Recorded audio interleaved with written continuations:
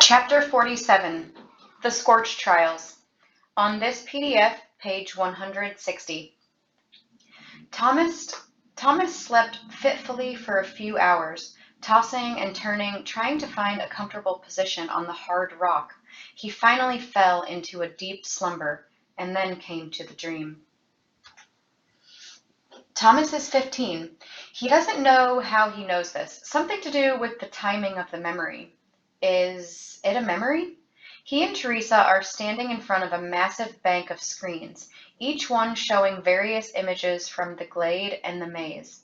Some of the views are moving, and he knows why. These camera shots are coming from beetle blades, and every once in a while they have to change position. When they do, it's like looking through the eyes of a rat. I can't believe they're all dead, Teresa says. Thomas is confused. Once again, he doesn't quite understand what's happening. He's inside this boy who's supposed to be him, but he doesn't know what Teresa's talking about. Obviously not the Gladers. On the screen, he can see Minot and Newt walking toward the forest. On another, Gally is sitting on a bench. Then Albie yelling at someone Thomas doesn't recognize. We knew it would happen, he finally responds, not sure why he said it. It's still hard to take. They aren't looking at each other, just analyzing the screens. Now it's up to us and the people in the barracks. That's a good thing, Thomas says. I almost feel sorry for them as I do for the Gladers. Almost. Thomas wonders what this means as his younger dream version clears his throat. Do you think we've learned enough? Do you really think we can pull off with all the original creators dead? We have to, Tom. Teresa steps over him and grabs his hand. He looks down at her, but he can't read her expression. Everything's in place. We have a year to train the replacements and get ready. But it's not right. How can we ask them to? Teresa rolls her eyes and squeezes his hand so hard it hurts. They know what they're getting into. No more talking like that. Yeah.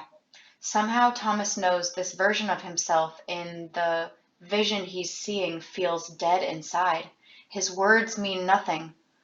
All that matters now are the patterns, the kill zone, nothing else. Teresa nodded. No matter how many die or get hurt, if the variables don't work, they'll end up the same anyway. Everyone will. The patterns, Thomas says. Teresa squeezes his hand. The patterns. When he woke up, the light dimming to a dull gray as the sun sank to a horizon he couldn't see. Harriet and Sonia were sitting just a few feet from him, both staring at him strangely. Good evening, he said with false enthusiasm, the troubling dream still fresh in his mind. Can I help you, ladies? We want to know what you know, Harriet said quietly. The lingering fog of sleep quickly vanished. Why should I help you? He wanted to sit and think about what he'd dreamed, but he knew something had changed. He could see it in Harriet's gaze, and he couldn't pass up the chance to save himself. I don't think you have much choice, Harriet said, but if you share whatever you've learned or figured out, maybe we can help you. Thomas looked around for Teresa, but couldn't see her. Where is... Sonia interrupted him. She said she wanted to scout the area to see if your friends followed us. Been gone for about an hour. In his mind, Thomas could see the Teresa of his dream, watching those screens, talking about dead creators and the kill zone, talking about patterns. How did it all fit together? Forget how to talk? His eyes focused on Sonia. No, does this mean you guys are having second thoughts about killing me? The words sounded stupid to him, and he wondered how many people in the history of the world had ever asked a question like that. Harriet smirked.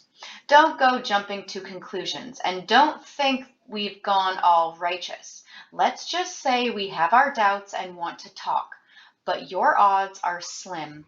Sonia picked up her line of thought. The smartest thing right now seems to be to do what we were told. There are a lot more of us than you. I mean, come on. If it was your decision, what would you do? Pretty sure I'd choose the option of not killing myself. Don't be a jerk. This isn't funny. If you could choose and the two options were you die or all of us die, which one would you pick? This is about you or us. Her face showed she was very serious, and the question hit Thomas like a thump to his chest. She was right on some level. If that really would happen, if they'd all die, if they didn't get rid of him, then how could he expect them not to do it? You gonna answer? Sonia pushed. I'm thinking. He paused, wiped some sweat off his forehead. Once again, the dream tried to creep to the front of his mind, and he had to push it back. Okay, I'm being honest here, I promise. If I were in your shoes, I'd choose not to kill me. Harriet rolled her eyes. Easy for you to say, since it's your life on the line. It's not just that. I think it's some kind of test, and maybe you're not really supposed to do it. Thomas's heartbeat picked up. He really did mean what he said, but he doubted they'd believe him even if he tried to explain it. Maybe we should share what we know, figure something out. Harriet and Sonia exchanged a look. Sonia finally nodded, then Harriet said, We've had our doubts about this whole thing from the beginning. Something about it isn't right. So yeah, you better talk. But let us get everybody over here first. They stood up to go rouse the others. Hurry then, Thomas said, wondering if he really did have a chance to get out of this mess.